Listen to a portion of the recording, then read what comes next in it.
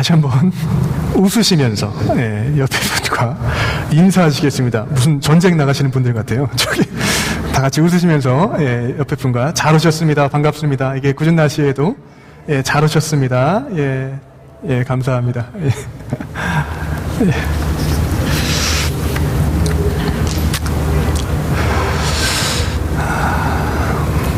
오늘 본문은 예수님께서 베드로에게 사단아 물러가라, 이 강력한 말씀을 하시는 장면입니다. 이제 호통을 치신 다음에 그 제자들을 바라보시며 그 제자됨의 참 길을 말씀하시는 장면입니다. 이미 그 자타가 공인하던 그 제자들이었습니다. 베드로는 그 수석 제자였죠. 뭐라고 하죠? 그 수제자 맞죠? 근데 그 수제자한테 예수님이 뭐라고 하십니까? 사단아 물러가라, 이렇게 말씀하세요. 그리고 나서 예수님께서 얘들아, 제자란 이러한 자들이야 라고 하는 취지에서 다음과 같은 말씀을 주십니다. 오늘 읽은 본문의 말씀이 그 내용입니다. 베드로는 이 예수님께서 이 땅에 오셔서 그 순종하셔야만 했던 그 아버지의 뜻에 정면으로 도전했습니다. 그 결과 얻은 말이 사단이에요. 사단아 물러가라. 그 예수님께서 이루셔야만 했던 그 아버지의 뜻이 무엇이었습니까? 오늘 21절 말씀에 이렇게 나오고 있습니다. 한번 보여주시겠습니까? 오늘 본문 21절 말씀. 이때로부터 예수께서 자기가 예루살렘에 올라가서 장로들과 대제사장과 서기관들에게 고난받고 죽임당하고 제3일에 살아나야 할 것을 제자들에게 비로소 나타내시니, 그때까지는 제자들이 몰랐다는 얘기입니다. 그러니까 베드로가, 이 혈기왕성한 베드로가 나서죠.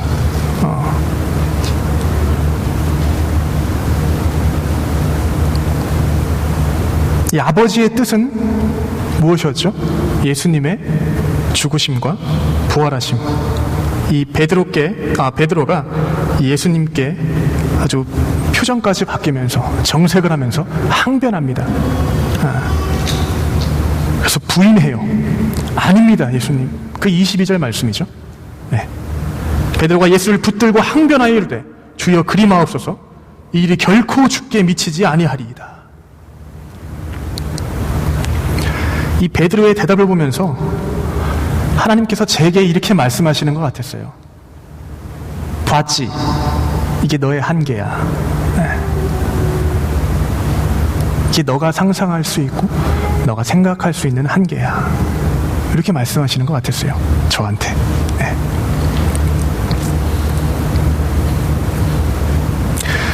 참 많은 괴로움과 괴리를 느낍니다. 하나님 말씀대로 살 수 없는 저 자신을 보면서 말씀을 증거하는데요, 힘듭니다.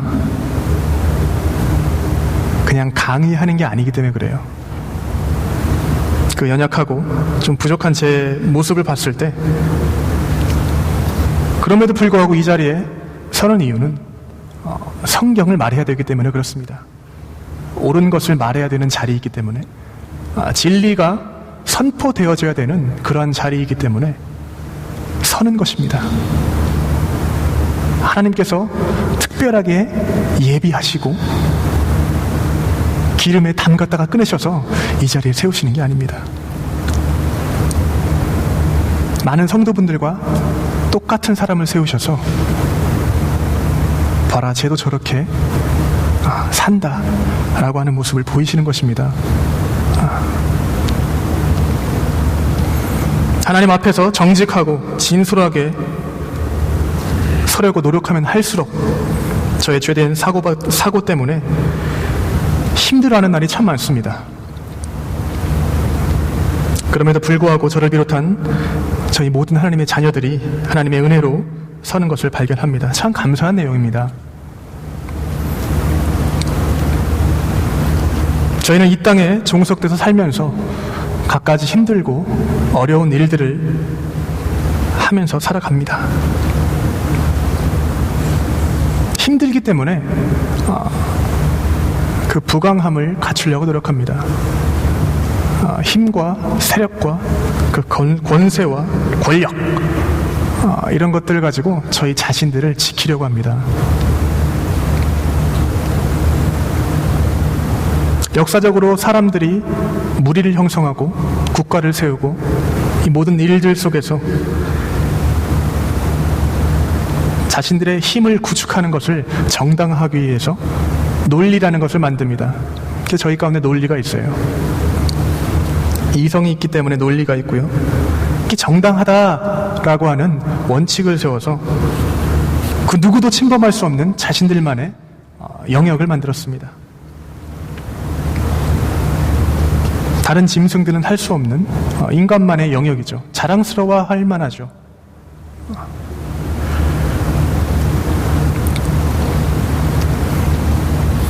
베드로의 대답이 뭐였습니까? 주여 그리마옵소서, 이 일이 결코 주께 미치지 아니하리이다.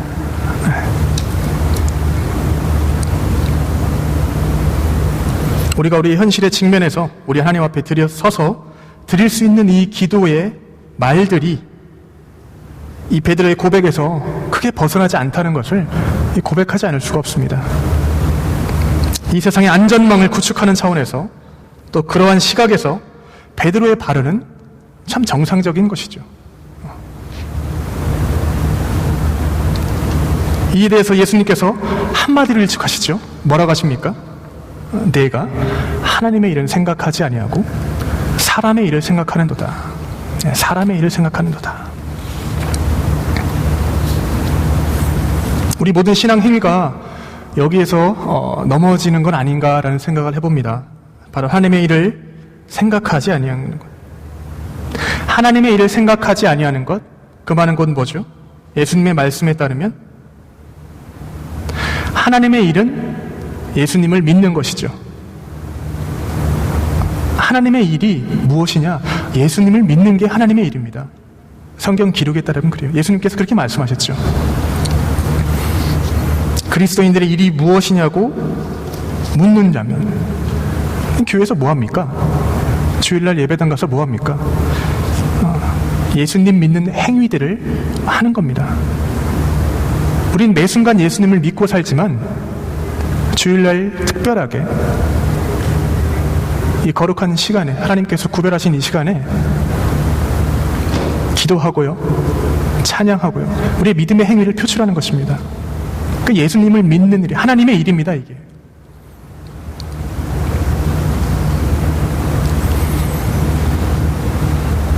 그에 관한 구체적인 신자의 삶의 모습을 예수님께서 바로 그 다음 구절에 말씀해 주십니다.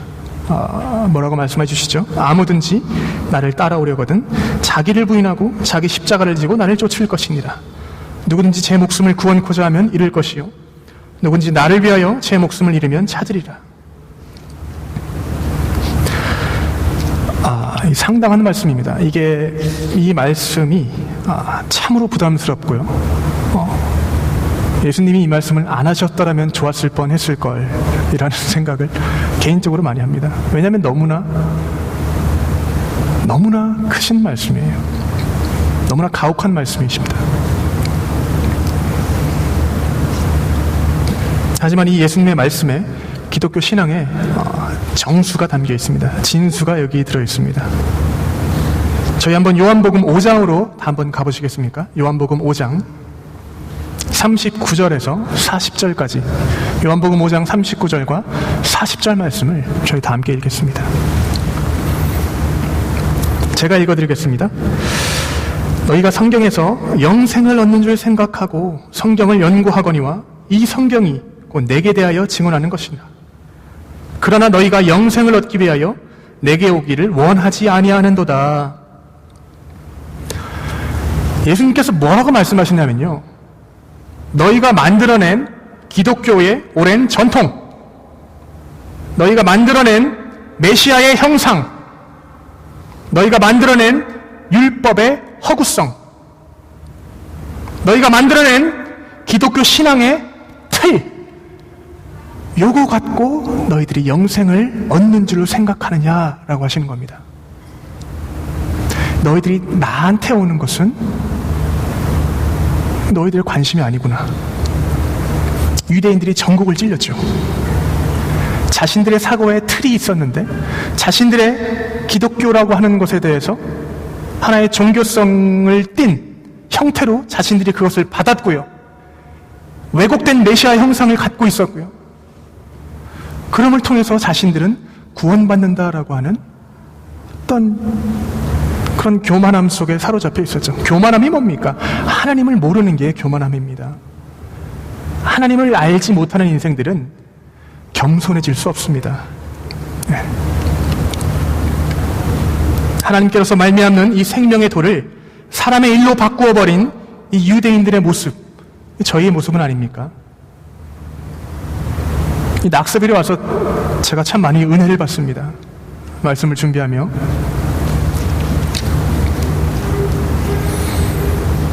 우리가 신자로서 행하는 일은 도대체 무엇입니까? 신자로서 뭘 하죠? 어디로서 그리스도를 발견하고 하나님의 일을 행하고 저희가 영생을 얻는 줄로 생각하는 것입니까? 예수님을 믿는 것이 저희의 일입니다.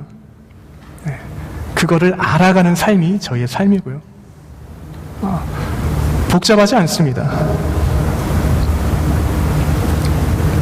그리스도를 아는 것이 우리의 신앙 행위 중에서 가장 첫 번째 영역인 것입니다. 오늘 예수님이 도전하십니다. 바로 그 부분에서 예수님께서 강력한 말씀을 하시죠. 누구든지 나를 따라오려거든 자기를 부인하고, 즉 누구든지 나를 따라오려거든 자신이 끝없는 욕망의 사슬에 묶여있다 라고 하는 것을 깨달아서 나 자신이 지키려고 했던 내 욕구의 틀, 내 욕망의 틀을 깨버리고, 그 뜻입니다. 이 그리스도인이라 칭함을 받는 것이 그렇게 간단한 문제가 아닌 것이에요. 복음은 쉽지만 그리스도인의 삶을 살아가는 것은 간단하지 않습니다. 나의 틀이 송두리째 벗겨져야 된다는 말이죠. 그것이 성령께서 지난주에 말씀드렸던 지혜와 계시의 영으로 우리에게 임하셔서 우리의 틀을 바꾸셔야 됩니다. 다른 사람들이 저 미친 사람 하나 또 늘었네, 광신자가 또 하나 나왔네, 이렇게 말할 정도로요, 우리 틀이 바뀌어야 됩니다. 하나님 앞에 사는 길입니다. 그것이 우리 기독교 신앙의 역사 안에서 이렇게 자기 부인의 모습을 이루었던 그 신자들을 향해서 믿지 않는 자들이 그 신자들을 향해서 붙여준 이름이 있습니다. 그게 뭔지 아십니까? 그리스도인. 네. 이 그리스도인은 믿지 않는 자들이 신자들에게 붙여준 이름입니다. 작은 예수. 얼마나 아름다운 이름입니까?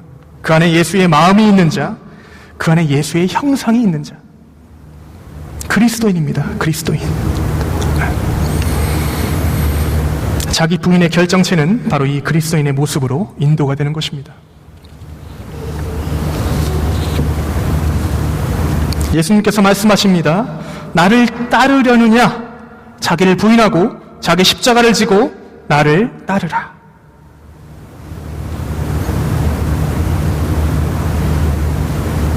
이 말씀이 저희의 삶의 구조를 아주 혁신적으로 바꿉니다. 이 단순하게 책이죠. 성경 책이지 않습니까? 이 책인데 저희가 왜 여기다가 목숨을 걸고 생명을 겁니까? 말씀이 왜 살아있죠? 단순하게 책인데 하나님이 살아계시잖아요. 하나님이 살아계시기 때문에 그분이 하신 말씀이 살아있는 것입니다. 또한 그분이 하신 말씀이 이루어지는 것입니다.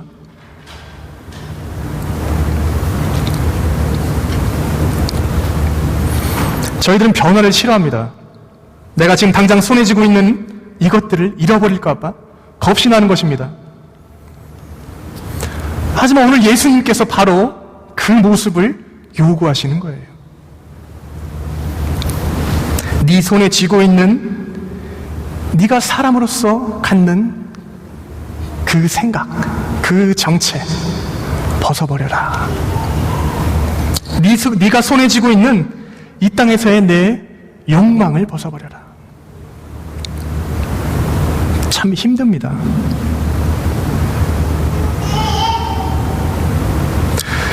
저희가 성경에서 더 큰 세계를 발견했습니다. 이미 다들 발견하셨죠. 하나님께서 그리스도인의 삶으로 인도하시는 그 세계입니다. 세상에 대하여 죽고 예수 안에 생명을 얻는 삶을 말합니다. 그렇다면 예수 안에 진실로 그리스도인의 삶이란 무엇입니까? 제가 모르고 그냥 넘어가는 것으로 만족할 수 없습니다. 그렇게 하면 안 되세요. 그냥 몰라도 된다. 안 됩니다. 알아야 됩니다. 하나님께 그 기도 제목으로 기도하셔야 됩니다. 하나님, 제가 그리스도인으로 산다는 게 뭘 의미합니까?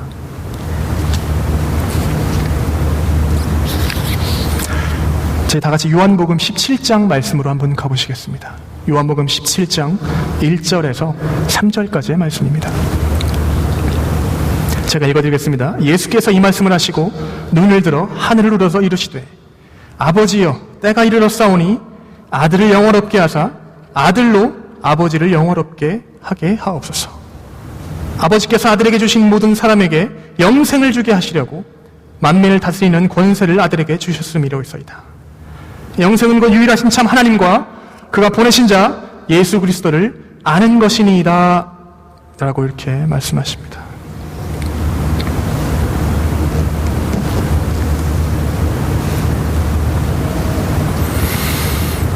예수님을 통해서 하나님을 알아가야 하는 우리 모습 가운데서 가장 첫 번째 당황스러운 장면이 여기입니다. 예수님이 말씀하시죠. 아들을 영화롭게 하사, 하나님, 아버지, 저를 영화롭게 하여 주시옵소서. 근데 그 영화롭게 되는 게 뭐죠? 십자가 죽음이요. 죽는 것이 영화롭게 되는 것입니다.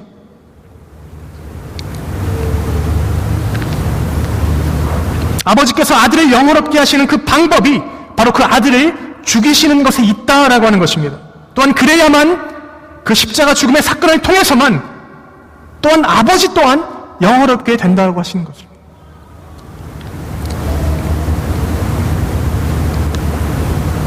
우리가 믿는 신앙의 이것이 핵심 진리입니다.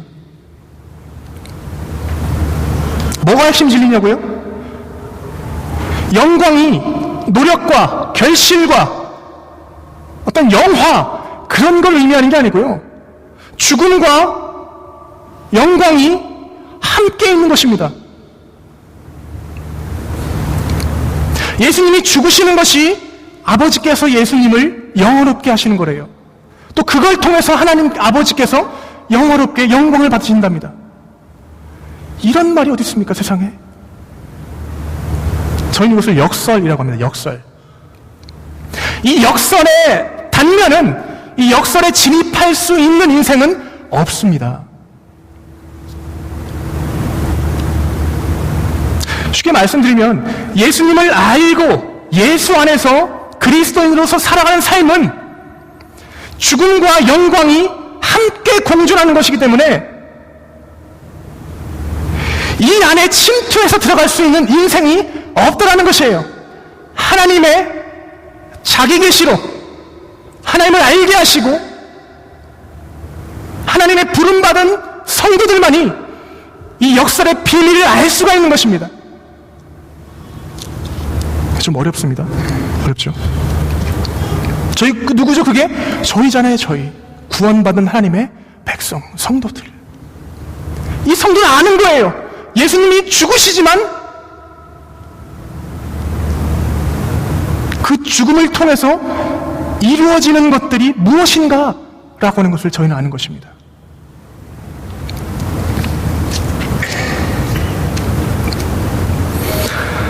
신앙의 입문에서 마음 편하고 만사가 형통하고 가족들 건강하고 저희들 모두가 바라는 신앙의 내용입니다. 이게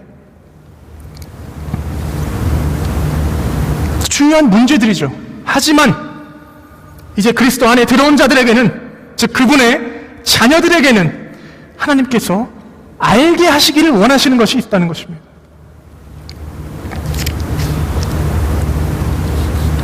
너희가 부정하고 싶지만, 너희가 받아들이기 싫겠지만 너희가 알아야 한다라고 하는 게 바로 이 역설적인 진리라는 것이에요.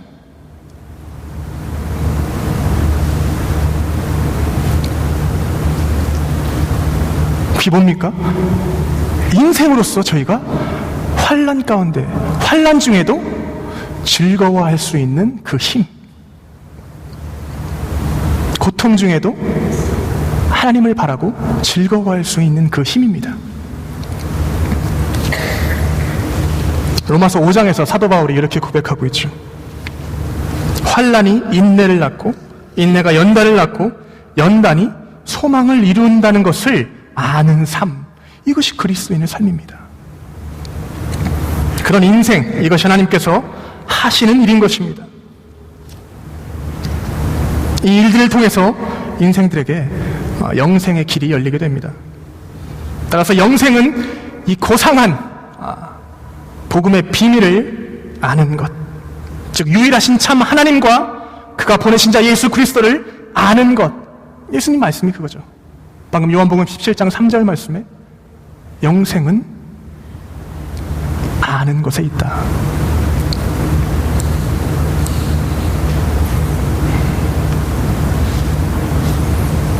우리 신자의 길은 명확합니다. 그리스도인의 삶은 자명합니다. 하나님의 죽음과 하나님의 희생, 하나님의 죽으심과 하나님의 희생하심으로 하나님 백성이 사는 것, 그 하나님의 죽음을 인정하고 하나님의 다시 사심을 인정하고 믿는 것, 이것이 신자의 삶입니다.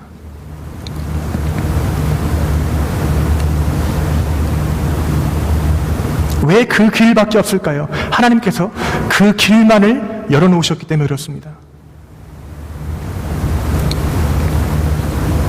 자기 십자가를 지고 나를 따르라, 이렇게 말씀하시는 예수님은 정당하십니다. 그렇게 말씀하실 수 있습니다. 자기 십자가를, 너의 십자가를 져라, 내가 나의 십자가를 지고 나의 길을 가고 아버지께서 나에게 주신 사명을 완수하는 것처럼 너희가 제자라 자청하느냐? 그러면 너희 십자가를 져라. 예수님이 이렇게 말씀하실 수 있는 것입니다. 왜 그럴까요? 예수님이 이 땅에 오셨잖아요.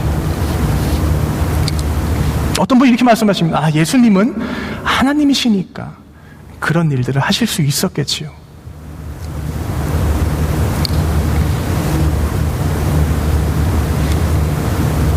우리 예수님께서 육신을 입으시고 이 땅에 오신 것 자체가, 성육신 많이 들어보셨죠? 이 성육신 자체가 이미 하나님께는 충분한 치욕스러운 사건입니다. 네, 지난번에도 말씀드렸죠. 어떻게 하나님이 인간이 되십니까? 인간의 탈을 쓰고 인간의 육신을 입고 이 땅에 오실 수가 없는 것이에요. 이미 비참해질 대로 비참해지셨고요, 또 오셔서 고난당하시죠. 육신의 고통, 정신적인 고난.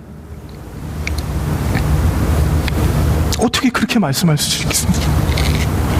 예수님은 하나님이시니까. 변명의 여지가 없습니다. 저희는 가진 멸시와 고초를 겪으시고 육체에 임한 그 십자가 고통을 겪으시고 죽으신 분이 바로 우리 예수님이라는 것입니다. 나의 하나님, 나의 하나님, 어찌하여 나를 버리시나이까? 이렇게 절규하시던 분이 바로 우리 예수님이세요. 저희는 변명의 여지가 없습니다. 도망갈 구멍이 없어요. 그리스도인이요? 뭐가 그리스도인입니까? 뭐가 신자입니까? 뭐가 교회예요? 이 시대 많은 교회들이 진정 예수님의 핏값으로 산 이 거룩한 터전이 맞기는 맞는 것입니까? 그리스도께서 머리 되신 이 교회에 그 몸된 지체로서 저희가 담고 있는 것이 무엇이냐는 얘기예요. 무엇을 갖고 있습니까? 교회로서 저희가 담고 있는 게 무엇이냐는 얘기예요. 내용이 뭐냐는 겁니다. 서로 사랑하십시오. 예수님 말씀하신 그거예요. 서로 사랑하십시오. 너희가 제자임을 자청한다면 사랑하라 그럽니다.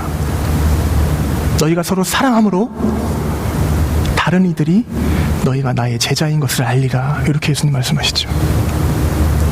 사랑하는 것입니다. 사랑.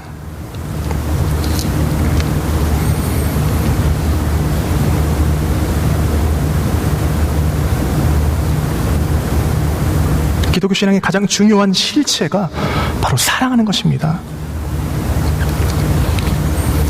서로를 위해서 희생하시기 바랍니다. 그러므로서 내가 없어지고 나의 것을 잃어버리고 죽게 될지언정 죽으면 죽으리라. 쉽지 않습니다. 죽으면 죽으리라. 누가 고백했죠? 뭐 이름이 중요합니까? 에스더라는 사람인가요? 에스더라는 사람이 중요한 게 아니고요. 그 사람이 그냥 하나님의 사람이었다라고 하는 게 중요합니다. 하나님의 사람은 믿음을 갖고요. 내가 죽으면 죽으리라 라고 하는 심정으로 살아가는 것입니다.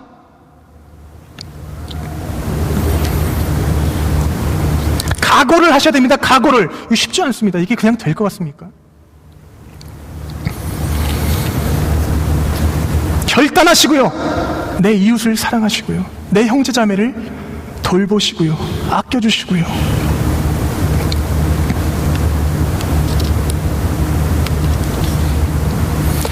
나 자신이 살아있다면 불가능할 일입니다. 되지가 않습니다. 내 속에 자아가 살아있다면. 그래서 오늘 예수님이 주신 말씀이 제자들에게 그 말씀을 주시는 것입니다. 너희의 십자가를 지고 그래야 너희들이 나를 따를 수가 있다.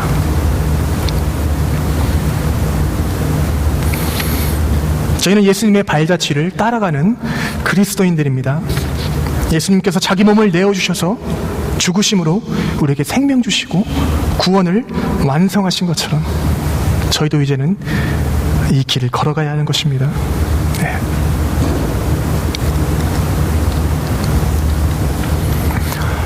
복음은 거부당했습니다.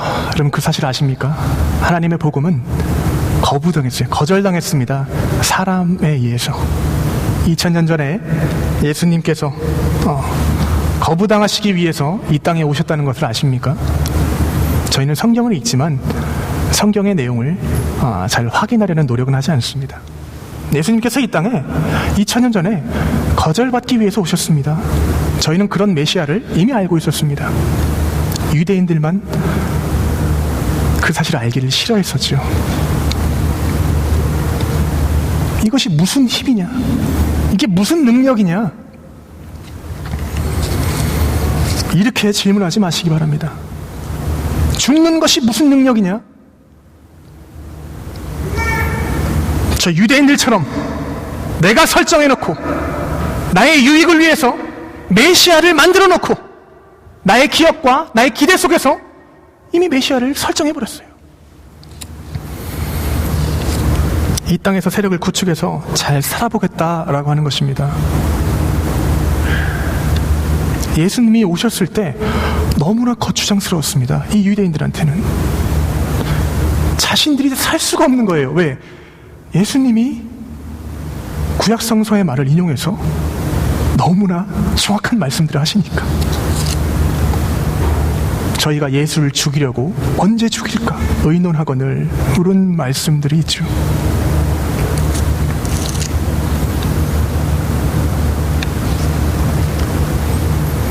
이사야 53장 2절 말씀부터 한번 보시겠습니다. 그는 주 앞에서 자라나기를 연한 순 같고 마른 땅에서 나온 뿌리 같아서 고운 모양도 없고 풍채도 없은즉 우리가 보기에 흠모할 만한 아름다운 것이 없도다. 그는 멸시를 받아 사람들에게 버림받았으며 간고를 많이 겪었으며 질고를 아는 자라. 마치 사람들이 그에게서 얼굴을 가리는 것 같이 멸시를 당하였고 우리도 그를 귀히 여기지 아니하였도다. 그는 실로 우리의 질고를 지고 우리의 슬픔을 당하였거늘 우리는 생각하기를 그는 징벌을 받아 하나님께 맞으며 고난을 당한다 하였노라. 이미 구약성경이 예언하고 있습니다. 어떤 메시아요? 이 거부당하지 않는 메시아는 메시아가 될 수가 없습니다. 하나님의 예언의 말씀에 따르면. 이 구약 성서의 말씀이 예언의 말씀이죠. 사사로운 개인의 말들이 예언을 한다라고 하는 것은 예언일 수 없습니다. 이미 예언은 완성이 됐고요. 신구약 66권의 성경으로 예언은 완성됐습니다. 사사로운 개인의 예언은 위험할 수가 많습니다. 네. 하나님의 예언의 말씀에 메시아는 어떤 사람이다? 거부당할 것이다. 그게 메시아의 모습입니다. 그리스도께서는 거절당하시고 사람들에게 버림받은 바 되시기 위해서 이 땅에 오셨습니다.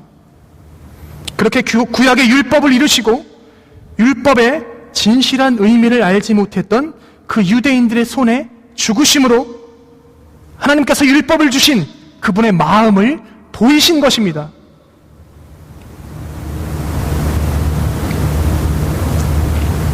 그렇게 율법을 보이심으로 얘들아 너희들이 율법을 가지고 있는 것만으로는 충분하지 않다. 이 유대인들이 율법을 가지고 있음으로써요 자신들의 죄가 적나라하게 고발됐습니다. 폭로됐습니다. 그렇게 율법을 주신 것이 아닌데, 서로 사랑을 하고 율법을 주신 것인데, 그 율법을 갖고 나는 지키고 너는 못 지켰으니까 나는 하나님 말씀대로 사는데 왜 너는 하나님 말씀대로 못 살아? 정죄하는 데 사용했습니다. 저희들의 모습이 그런 건 아닙니까?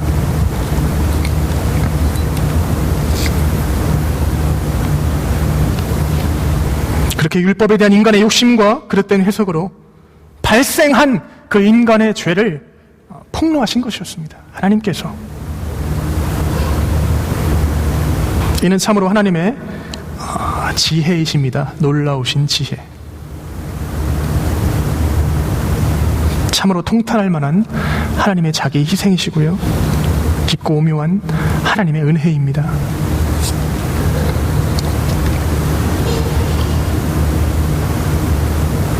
예수님의 십자가상 죽으심으로, 예수님의 자기 희생으로 우리 아버지 하나님의 의가 이 땅 가운데 드러나게 되었습니다. 로마서 3장 말씀을 제가 읽어드리겠습니다. 마지막으로 우리가 알거니와 물론 율법이 말하는 바는 율법 아래에 있는 자들에게 말하는 것이니 이는 모든 입을 막고 온 세상으로 하나님의 심판 아래에 있게 하려 함이라. 그러므로 율법의 행위로 그의 앞에 의롭다 하심을 얻을 육체가 없나니 율법으로는 죄를 깨달음이라. 그러나 이제는 율법에 의해 하나님의 한 의가 나타났으니 율법과 선지자들에게 증거를 받은 것이라. 곧 예수 그리스도를 믿음으로 말미암아 모든 믿는 자에게 미치는 하나님의 의인이 차별이 없느니라. 모든 사람이 죄를 범하였음에 하나님의 영광에 이르지 못하더니 그리스도 예수 안에 있는 속량으로 말미암아 하나님의 은혜로 값없이 의롭다 하심을 얻은 자 되었느니라. 이 예수를 하나님이 그의 피로써 믿음으로 말미암는 화목 제물로 세우셨으니 이는 하나님께 길이 참으시는 중에 전에 지은 죄를 간과하심으로 자기의 의로우심을 나타내려 하심이라. 곧 이때에 자기의 의로우심을 나타내서 자기도 의로우시며 또한 예수 믿는 자를 의롭다 하려 하심이라.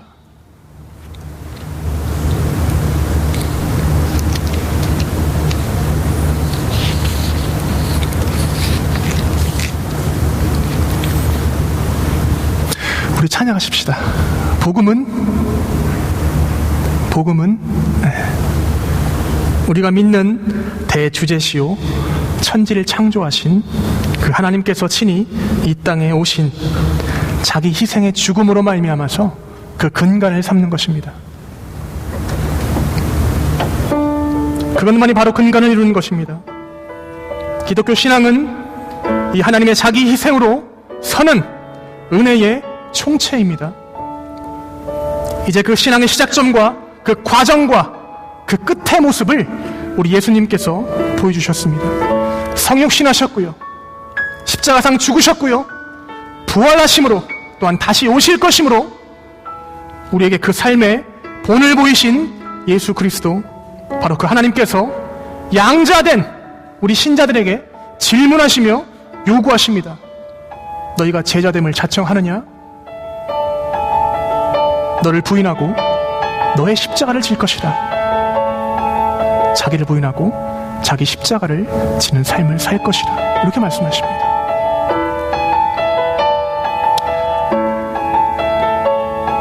우리 시간에 함께 찬양하시겠습니다. 지난주에 불렀던 이 찬양인데요.